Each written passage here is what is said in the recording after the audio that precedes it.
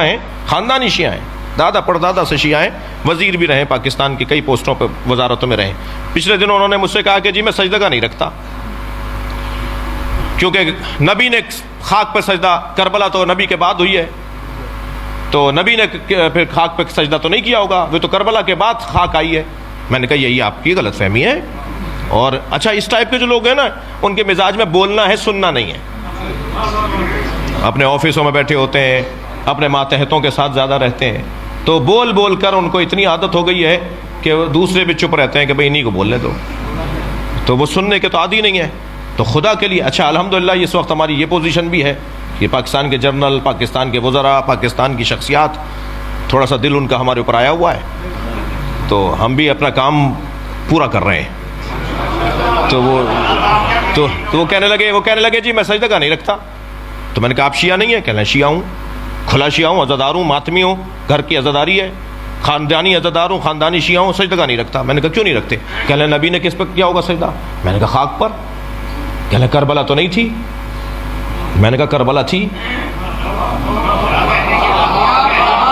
کربلا تو حضرت آدم کے زمانے سے ہے، کربلا کی زمین پر تو حضرت آدم کو اللہ نے بھیجا، حضرت نوح کو بھیجا، حضرت ابراہیم کو بھیجا، ہر نبی کو کربلا بھیجا، اور ہر نبی کا ایک قطرہ صحیح کربلا میں گرایا، ٹھوکر لگی، سر پھٹا، گھٹنا چھلا، پیر کے انگوٹھا چھلا، خون کا ایک قطرہ ضرور نکلا ہے ہر نبی کا۔ اور جب وہ پوچھتے تھے یا اللہ ہم سے کوئی خطا ہوئی ہے؟ کہ نہیں خطا نہیں ہوئی، حسین کا خون یہاں گرے گا، تمہارا ملا رہا ہوں۔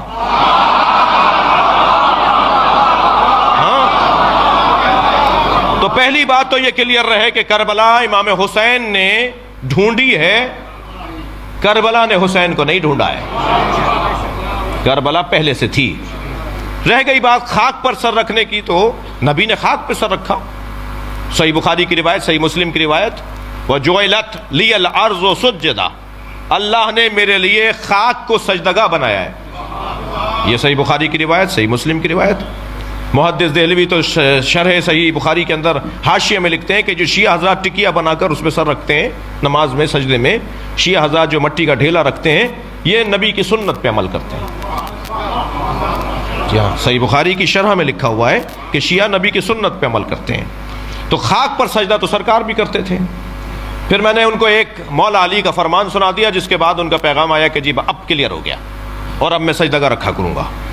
وہ یہ کہ مولا علی سے پوچھا گیا یا علی، ہر رکعت میں قیام ایک ہے، رکوع ایک ہے، سجدے دو کیوں ہیں؟ فلسفہ احکام، مولا سجدے دو کیوں ہیں؟ تو مولا نے قرآن کی آیت پڑھی کہ سجدے دو اس لیے ہیں کہ جب تم پہلا سر سجدے میں رکھتے ہو، پہلے سجدے کے لیے سر رکھتے ہو خاک پر، تو قرآن پکار کر کہتا ہے منہا خلقناکم، تم اسی مٹی سے بنے ہو۔ اور جب دوبارہ سر رکھتے ہو تو آیت آگے بڑھتی ہے وَفِيهَا نُعِيدُكُمْ، اسی مٹی میں واپس جاؤ گے۔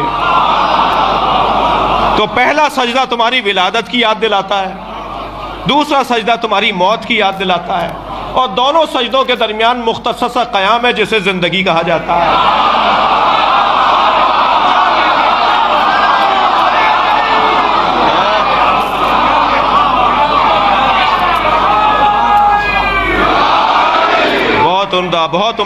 بہت شکر گزار ہوں۔ بس ایک جملہ میرا بھی اس میں، مولا کا فرمان یہاں رک گیا۔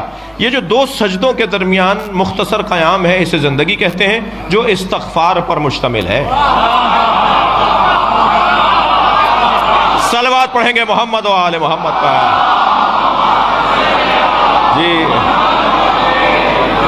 جی مولانا، پہلا سجدہ ولادت کی یاد، دوسرا سجدہ موت کی یاد۔ خاک پر سر رکھو گے تو یاد آئے گا مٹی سے بنے ہو۔ مولا علی نے فلسفہ بیان کیا، خاک پر سر رکھو گے تو یاد آئے گا مٹی میں واپس جانا ہے۔